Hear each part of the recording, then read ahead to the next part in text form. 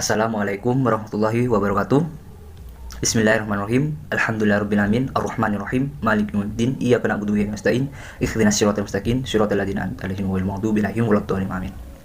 Ahlan wa sahlan.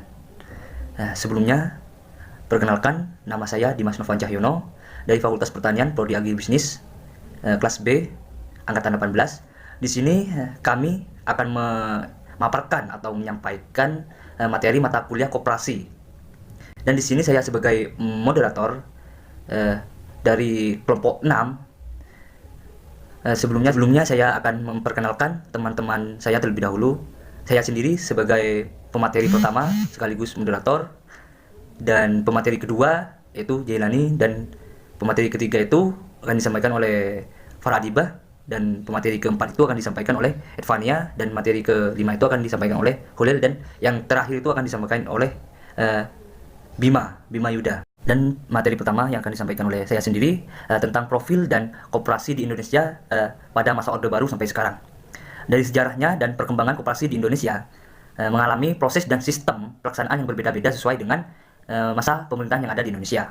Jadi dari masa ke masa semua sistem itu berbeda-beda. Dari masanya presiden atau pemerintahan yang dari Orde Baru sampai sekarang itu berbeda-beda.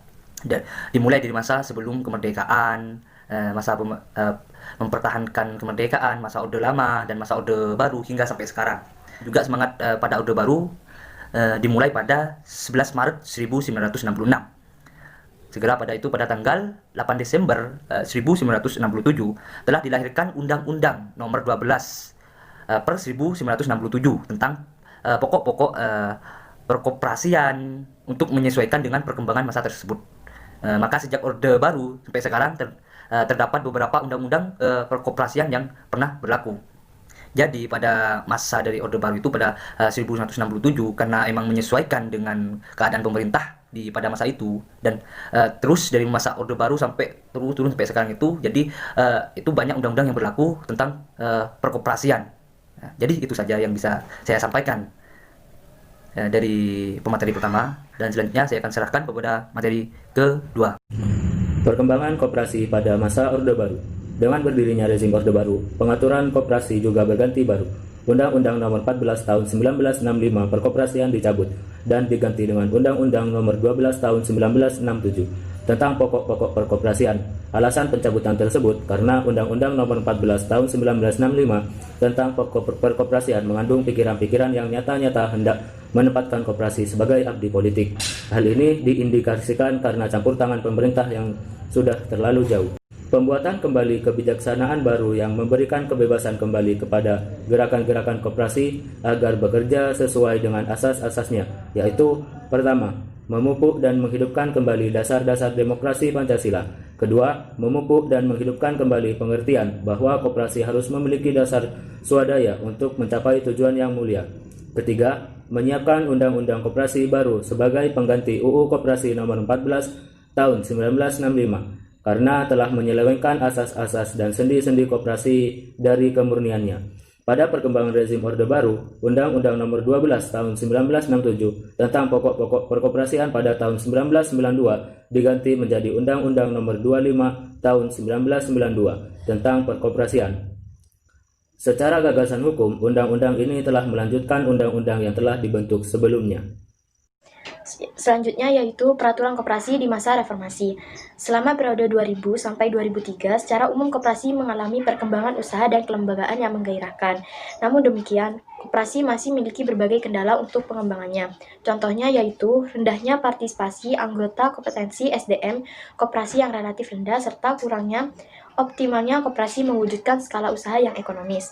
Lebih dari satu dasawarsa pasca reformasi, pengaturan koperasi yang baru diganti adalah Undang-Undang Nomor 17 Tahun 2012 tentang perkoperasian yang menggantikan Undang-Undang Nomor 25 Tahun 1992. Namun, undang-undang ini baru 2 tahun berjalan, kemudian dibatalkan secara keseluruhan oleh Mahkamah Konstitusi karena dianggap bertentangan dengan Undang-Undang Dasar Republik Indonesia tahun 1945.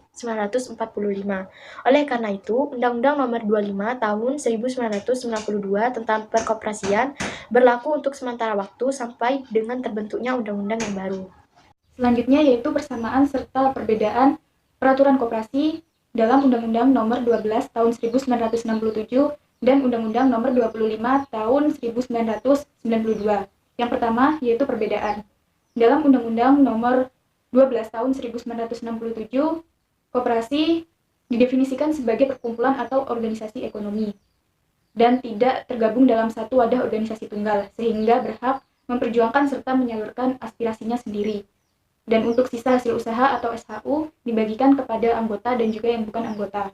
Sedangkan dalam Undang-Undang Nomor 25 Tahun 1992, koperasi diberi pengertian sebagai badan usaha.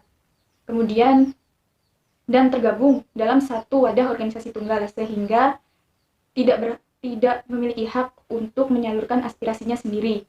Dan untuk sisa hasil usaha hanya dibagikan kepada anggota sesuai dengan jasa usaha yang telah dilakukan.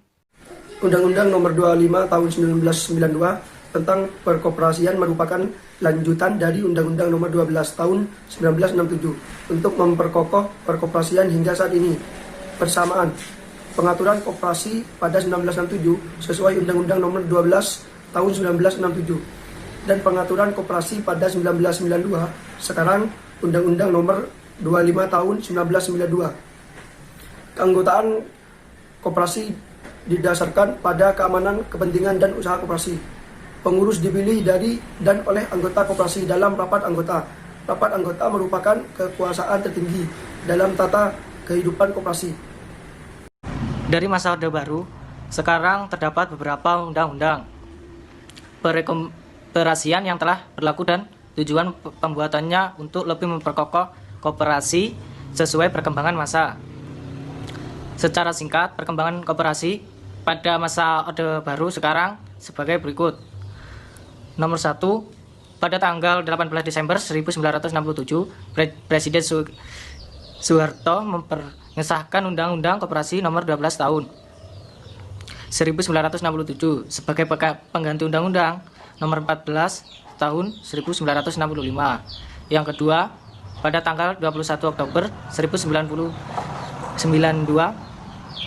disahkan Undang-Undang Nomor 25 Tahun 1992 tentang perkoperasian.